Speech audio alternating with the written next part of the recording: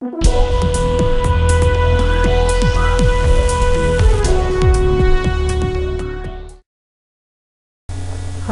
I'm Market Mum, and welcome to the first video in a series of trading tutorials that I've put together for you, my subscribers.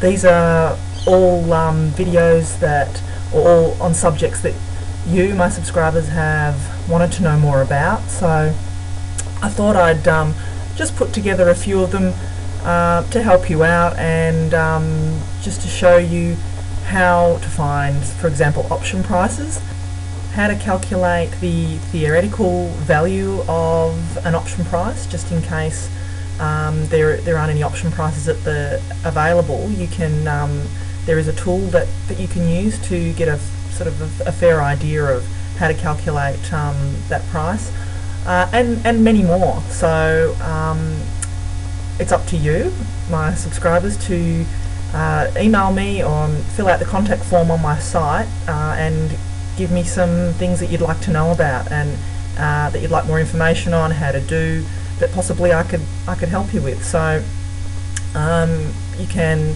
go to the website on the screen that you see now, or alternatively, after this video tutorial is completed, we'll take you straight there. So put your thinking caps on, think of some good ones, and you know, I hope this turns out to be very valuable and educational for you.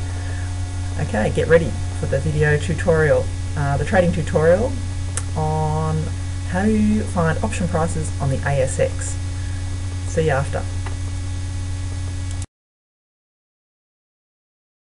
Hi there and welcome.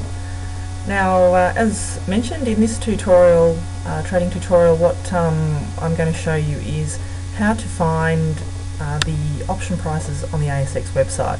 Now, I've had several, if not a multitude of emails asking how to find this information, because looking at this screen here, it's not that easy. You have to really know where you need to look. So I'm going to help you out with that today. And also, there's been a lot of questions on the forums, on our forum at Universal Wealth Creation, how to find these option prices. So this should be a very valuable tutorial. Now, what we do is we go to the ASX website, which is simply www.asx.com.au. You can see that on your screen. So you go to there, and this is the screen that you'll come up with. Now, what we need to do is go to this left-hand side here, this navigation menu here, and we go down to Prices, Research and Announcements, and we click on that. And then we simply go into Prices, which is here. That'll take us into a new window.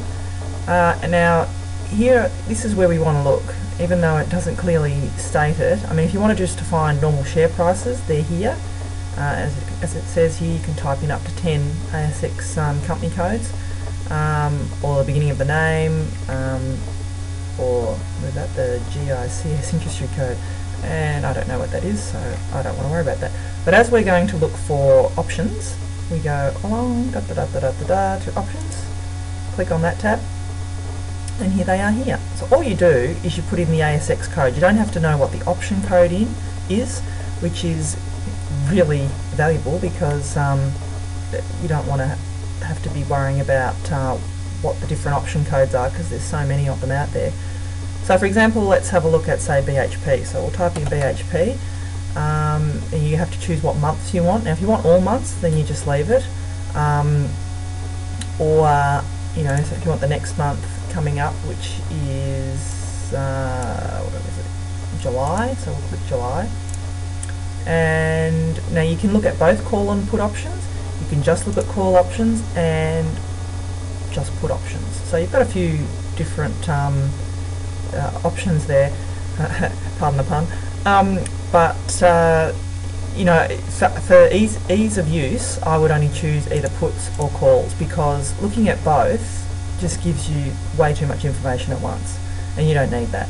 So you either want to look for puts or you want to look for calls. So we'll have a look at the puts, seeing as how that's usually what I do. And we go. And there we have it. Here it comes. This is the market's only just really opened, so they won't be super accurate. Now these are delayed, as you can see up here. These are delayed prices, but it gives you a fair idea. Now, it doesn't have to be, especially for what I do. Of course, when you're actually placing the trade, you need it to be 100% accurate, but you can ring your broker, or find out from your trading software how to what the exact prices are. But I feel that if you're just wanting to get an idea, that gives you a fairly accurate price. So here we've got BHP opened up nicely, 45 bucks. So here are all the codes, the different codes for the puts, the different strike prices, which are down here, which is nowhere near, look how many there are there, nowhere near the actual price at the moment. The price at the moment was at 45.10, so you'd be looking around, I suppose, this area around here. But as you can see, these are all zero. Now they're zero because it hasn't opened up yet. So, but initially what you'd be doing is you've got the bid, offer, and the last. Now the last price is the last traded price. It does not necessarily mean it is what the actual price is at that particular moment. So keep in mind that the last price is just what the last traded price was. Now the bid and the offer, you know that basically the way that I work it out, and I found it to be accurate, is to find out the actual price, you want to go to the middle part of the bid and the offer, and to simply do that, you add the bid and the offer together and then divide it by 2, and that gives you your average, and that's usually around about where the price will be. If you're buying the option, you're the bid, and if you're selling the option, you're the offer.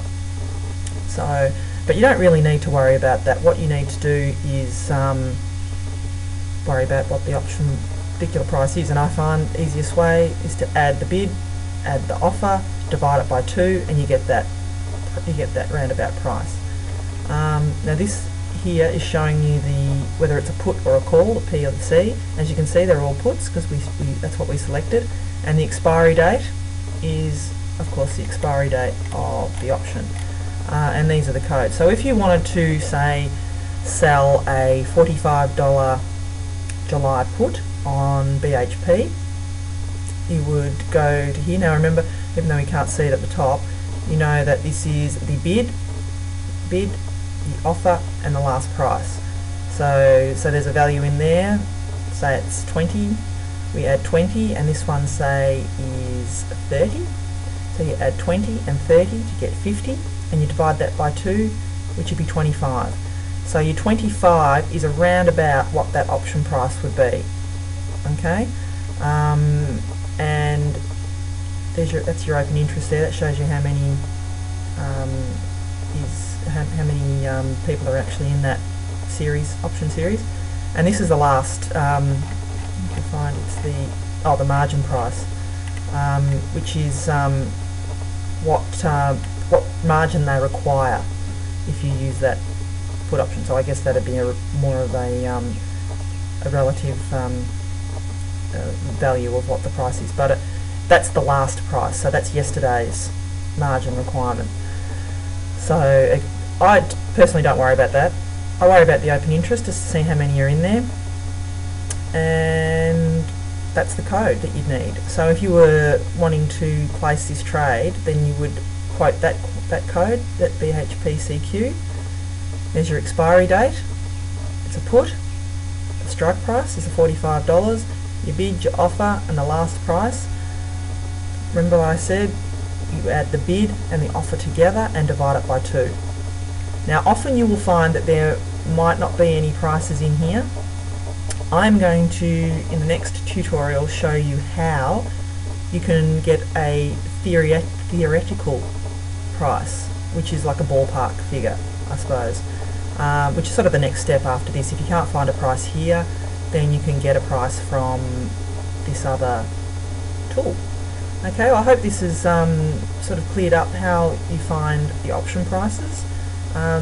Stay tuned. After this video tutorial, it'll take you straight to my site onto the contact form, where you can contact me and let me know of any other areas where you're having difficulty with, what other kind of video tutorials you'd like to see, how I could possibly help you out. So take advantage of that, because you're a subscriber of mine and I want to add value to your subscription. So I'll see you next time. Thank you.